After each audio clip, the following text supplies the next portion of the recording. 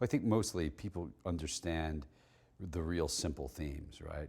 That somebody out there is probably benefiting off of my lack of understanding. And I think that in general, that's a very easy thing for an audience to understand, where they go, yeah, that happened to me, or yeah, I didn't understand that either, or yeah, I put my money in this, or I did this and I got screwed.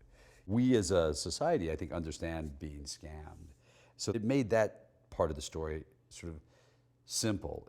In fact, part of it was in making sure that we didn't get too into the weeds and trying to explain that, and deal much more with the characters and what they're going through, and particularly our young man that Jack is playing, and because he sort of is our audience and he is the eyes that everybody sees the story through.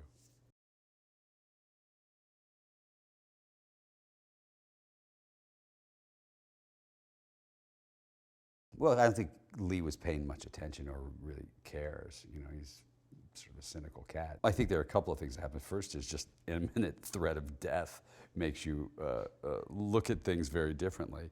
And along the way, Kyle's sort of story, you know, when you realize what he's going through with his girlfriend and the kid on the way, and how the money really was money that, you know, his mom died and left him, and he took it all and put it in there. And he did it based on something that I told him to do, and I was lying to him even if I wasn't aware of it.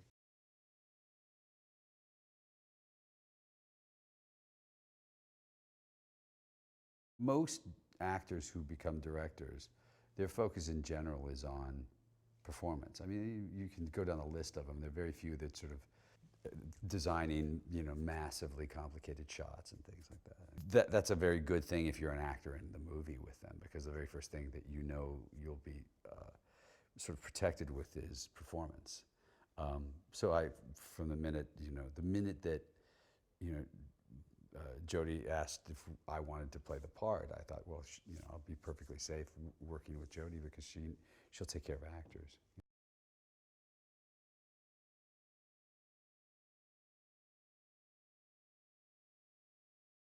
We love the idea of, you know, talking about the world of money and how it's gotten out of control. We love the idea of talking about how when things go wrong, you actually don't really understand what it is that went wrong that causes you to lose a lot of money.